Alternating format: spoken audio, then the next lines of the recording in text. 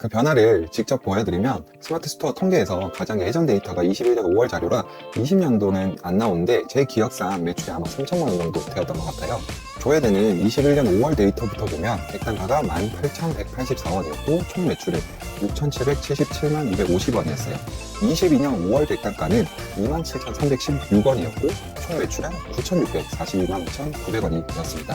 객단가만 보면 전년 대비 성장률이 무려 50%나 되고 매출은 비례해서 3천만 원 정도가 늘었는데요. 저 같은 경우에는 오늘 말씀드릴 이 두 가지의 깨달음을 스토어에 적용하고 나서부터 매출이 높아지기 시작했는데요. 네, 안녕하세요. 여러분들의 스토어메이트 동물링입니다. 오늘은 제가 연매출 15억 셀러로 성장할 수 있었던 계기에 대해 말씀드려볼까 합니다. 저의 시행착오 경험을 통해서 누군가에게는 몇 달 혹은 몇 년을 빨리 갈 수 있는 해안을 줄 수도 있을 것 같아서 조금 부끄럽지만 제 얘기를 해볼까 합니다. 저는 빅파워 등급의 스마트 스토어를 3년째 꾸준히 운영하고 있는 현업 셀러인데요. 처음 시작한 19년도를 생각해보면 정말 많이 힘들었었던 것 같아요. 생각했던 만큼 매출은 나오지 않고 이 기간이 꽤나 오래 지속되었거든요. 단기간에 빠르게 성과를 내는 사람들을 보면 괜히 배 아프고 난 왜 안 되지라는 생각에 빠져 살았던 것 같아요. 힘든 시간들이었지만 어떻게든 견디다 보니 6개월 정도 지난 후에야 이렇게 하니까 진짜 돈이 되는구나 라는 걸 깨닫게 되었죠. 지금은 스마트 스토어뿐만 아니라 10개가 넘는 다양한 플랫폼과 오픈마켓, 소셜에 활발히 판매를 이어나가고 있습니다. 오늘 영상을 보시는 분들은 저처럼 마음고생을 겪으실 필요 없이 시작부터 잘 되셨으면 하는 바람에서 직접 몸으로 체득한 노하우를 공유하고자 합니다. 처음부터 너무 큰 욕심을 내기보다는 조금은 더디더라도 올바른 방향으로 꾸준하게 스토어를 키워나가고픈 분들께 이 방법을 추천드립니다. 매출을 높일 수 있었던 첫 번째는 마진율이 높고 품질 좋은 완벽한 제품을 찾아 헤매는 일을 멈추고 그 시간에 보통의 상품이더라도 필요로 하는 고객들에게 노출되게끔 하여 매출로 이어지게 하는 유입에 집중했던 것입니다. 아무리 좋은 상품이더라도 노출은커녕 20페이지, 30페이지 있다면 과연 판매가 될까요? 제가 강조해서 말씀드리고 싶은 거는 남들이 봤을 때도 매력적인 상품은 제조가 아닌 이상 그 시장을 절대 독점할 수 없기에 그런 상품을 찾아 헤매는 시간을 차라리 고객들에게 노출될 수 있게 하는 일에 집중하라입니다. 다들 아시겠지만 유명 브랜드도 아니고 구매 건수나 리뷰가 하나도 없는데 내 상품이 상위 노출될 확률은 현실적으로 거의 없겠죠. 그래서 저는 세상에 있지도 않은 상품을 찾아 헤매는 시간을 줄이고 매출이 나오지 않아 생계를 유지하기 어려웠기에 저녁에는 호프집 알바를 하며 CPC 광고에 대해 공부하기 시작했어요. CPC 광고는 도대체 어떻게 운영되고 어떤 체계로 과금이 되는지부터 광고 관리 페이지에 있는 기능은 한 번씩 다 눌러보며 익혔던 것 같아요. 그렇게 광고에 대해 어느 정도 지식을 쌓은 다음 알바로 번 돈을 조금씩 태우다 보니까 이게 진짜 매출로 연결이 되더라고요. 물론 처음부터 광고 효율이 좋았던 건 아니지만 데이터들이 쌓이다 보니 어떤 부분에 집중해야 될지가 보이기 시작하더라고요. 광고 세팅 방법 부분은 다음 영상에서 자세하게 풀어보도록 할게요. 이번 영상에서 강조드리고 싶은 것은 세상에 존재하지 않는 이상적인 상품 소식을 꿈꾸기보다는 매출로 직접적으로 이어지는 유의미한 유입에 집중하시라는 거예요. 이것만 잘해도 저보다 훨씬 빠르게 매출을 내고 사업을 안정권에 올려놓으실 수 있을 거예요.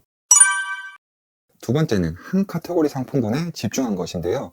사실 초반에는 마진율이 높아서 돈이 되겠다 싶으면 카테고리 상관없이 마구잡이로 올려놓고 판매했었는데요. 이렇게 하다 보니 고객들은 일회성 구매에 그치게 되고 재방문율은 거의 없더라고요. 근데 저라도 그럴 것 같은 게 제가 만약 집에서 운동을 좀 해보려고 홈트 제품을 구매하러 스토어에 들어갔을 때 그 제품이 마음에 들어서 판매하는 다른 상품을 보려고 하니 정말 생뚱맞게 주방용품을 판매하고 있다면 다시 재방문을 해야 될 이유가 없겠죠. 정말 힘들게 돈 써가며 고객들을 유입시켰는데 너무 아깝더라고요. 그래서 그동안 판매했었던 것들 중에 가장 성과가 좋았던 제품을 선택하여 그 카테고리 상품과 연관된 상품들, 즉 같이 구매할 것 같은 상품들을 위주로 판매하기 시작했더니 거짓말처럼 재방문율과 합배송 건수가 조금씩 늘면서 객단가가 높아지더라고요. 높아진 객단가는 매출로 이어지게 되었고 제 스토어에는 점점 변화가 일어나기 시작했습니다. 그 변화를 직접 보여드리면 스마트 스토어 통계에서 가장 예전 데이터가 21년 5월 자료라 20년도는 안 나오는데 제 기억상 매출이 아마 3천만 원 정도 되었던 것 같아요. 조회되는 21년 5월 데이터부터 보면 객단가가 18,184원이었고 총 매출은 6,777만 250원이었어요. 22년 5월 객단가는 27,316원이었고 총 매출은 9,642만 5,900원이 되었습니다. 객단가만 보면 전년 대비 성장률이 무려 50%나 되고 매출은 비례해서 3천만 원 정도가 늘었는데요. 20년부터 21년까지는 유입량의 증가에 따른 매출 상승분이었고 21년부터 올해까지는 같은 카테고리 내 상품으로 큐레이팅하는 작업을 통해 객단가 상승에 따른 매출 파이가 확대된 거죠. 메인으로 판매하는 대부분의 상품들이 어느 정도 상위 노출되기 시작하면서 광고 비용을 조금씩 줄여나갔어요. 그랬더니 유입 건수는 줄었지만 광고 비용이 낮아지면서 전체적인 수익률은 훨씬 개선되는 선순환 구조가 되더라고요. 이처럼 한 가지 제품군에 집중하면 고객들은 무의식적으로 우리 스토어의 전문성을 느끼게 되고 해당 제품군을 구매할 일이 생기면 자연스럽게 우리 스토어를 연상하게 되어 재방문하게 되는 거죠. 만약 예전처럼 이것저것 판매했더라면 첫 구매에서 아무리 만족했다고 하더라도 재방문을 이끌어내지 못했을 뿐더러 합배송을 통한 객단가 상승 효과도 이뤄내지 못했을 거예요. 그리고 좀 더 길게 보면 많은 분들이 위탁으로 시작해 사입, 다음으로 자체 브랜딩의 순으로 빌드업을 해 나가시는데 이렇게 컨셉이 명확한 스토어는 나중에 브랜딩하기도 훨씬 용이합니다. 타겟층이 명확하다 보니 니즈도 정확하게 파악할 수 있기 때문에 거기에 부합하는 상품만 개발하면 되는 거죠. 이런 점들까지 고려해서 운영하시면 좀 더 좋지 않을까 생각합니다. 오늘 말씀드린 내용을 다시 한번 정리하자면 첫째, 등록한 상품을 고객에게 보여지게 하기 위해 감당할 수 있는 수준의 적은 금액으로 CPC 광고의 힘을 빌려 노출시켜 본다. 두 번째, 한 카테고리 상품군들로 명확한 컨셉을 고객에게 제공하여 합배송과 재방문율을 높여간다 입니다. 지금 매출이 생각처럼 안 나온다고 해서 실망할 필요가 전혀 없습니다.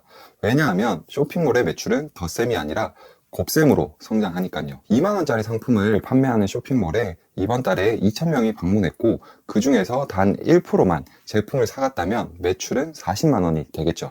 여기서 유입, 전환, 객단가를 2배씩만 올려볼게요. 4만원짜리 상품을 판매하는 쇼핑몰에 4,000명이 방문했고 그중 2%의 고객이 구매를 했다고 가정하면 매출은 320만원입니다. 각 요소를 2배씩만 올렸을 뿐인데 실제 매출은 무려 8배가 되는 거죠. 다 올릴 필요도 없습니다. 3가지 중 1가지씩만 차근차근 올려나가더라도 지금과는 확연히 달라진 매출을 보실 수 있을 거예요. 처음 시작하시는 분들은 방향만 잘 잡더라도 훨씬 빠르게 성장하실 수 있습니다. 스토어 운영에 있어 궁금한 점이나 가이드가 필요하시다면 아래 메일로 문의 주시고 댓글창에 메일 보내셨다고 남겨주세요. 시간이 얼마가 걸리든 간에 아는 선 안에서 꼭 답변 드리도록 하겠습니다. 그러니 여러분들도 구독과 좋아요 잊지 말고 꼭 부탁드리고요. 오늘도 긴 영상 시청해주셔서 감사드립니다. 지금까지 여러분들과 올바른 방향으로 꾸준하게 함께 걸어가고픈 돈블링이었습니다. 그럼 안녕!